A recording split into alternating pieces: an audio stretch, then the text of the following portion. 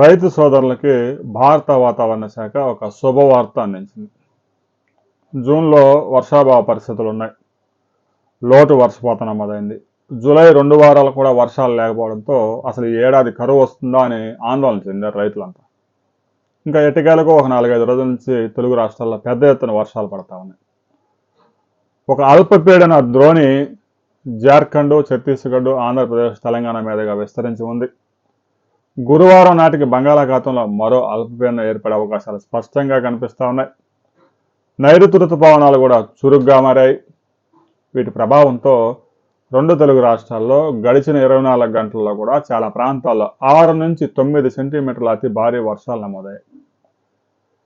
ఇక రాబోయే 24 అవర్స్లో విజయనగరం, శ్రీకాకుళం, విశాఖపట్నం, ఉభయ గోదావరి, కృష్ణా, పల్నాడు, గుంటూరు జిల్లాల్లో 3 నుంచి 9 సెంటీమీటర్ల వర్షపాతం, చాలా ప్రాంతాల్లో మోస్తరు వర్షాలు, అక్కడక్కడ అతి భారీ వర్షాలు నమోదయ్యే అవకాశం ఉంది.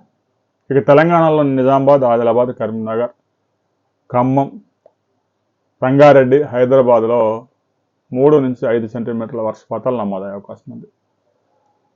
ఇక బుధవారం, గురువారం నాటికి ఒక 48 అవర్స్ తర్వాత రెండు తెలుగు రాష్ట్రాల్లో మనం పరిశీలించినట్లయితే రాయలసీమ జిల్లాల్లో మోస్తరు వర్షాలు, ఉత్తర కోస్తా, దక్షిణ కోస్తా ప్రాంతాల్లో చాలా ప్రాంతాల్లో మోస్తరు వర్షాలు, అక్కడక్కడ 4 నుంచి 8, 9, 10 సెంటీమీటర్ల వర్షపాతాలు కూడా నమోదయ్యే అవకాశం ఉంది.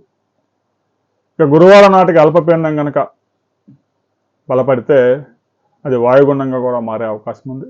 నైరుతి రుతుపవనాలు మరింత చురుగ్గా మారి పెద్ద ఎత్తున రెండు తెలుగు రాష్ట్రాల్లో ఈ లోటు వర్షపాతం పూరించుకొని అధిక వర్షపాతం కూడా నమోదయ్యే అవకాశం ఉంది. జూలైలో మొదటి 2 వారాలు కొంచెం ఇబ్బంది పెట్టినా ఆ తర్వాత వర్షాలు అనుకూలిస్తూ ఉన్నాయి. ప్రస్తుతానికి గడిచిన 4-5 రోజులుగా కురుస్తున్న వర్షాలతో రైతులు చాలా ప్రాంతాల్లో విత్తనాలు వేసుకోవడం, నాట్లు వేసుకోవడం, పొలాలను సిద్ధం చేసుకునే పనుల్లో నిమగ్నమై ఉన్నారు. ఇక రాబోయే రోజుల్లో ఇప్పటికే ప్రాజెక్టులన్నిటికీ వరద కూడా వచ్చి చేరింది కాబట్టి ఈ ఏడాది నీటి సమస్య ఉండకపోవచ్చు. మెట్ట రైతులకు కూడా రిలీఫ్ వచ్చింది. ఇంకా వర్షాలు 4-5 రోజులు కంటిన్యూ అయ్యే అవకాశాలు కూడా స్పష్టంగా కనిపిస్తూ ఉన్నాయి. విత్తనాలు వేసుకోవడానికి కూడా ఇది సరైన సమయం. రాబోయే రోజుల్లో రెండు తెలుగు రాష్ట్రాల్లో ఏ పంట ఎంత సాగు చేశారు అనే వివరాలతో మరో వీడియోలో మనం తెలుసుకుందాం.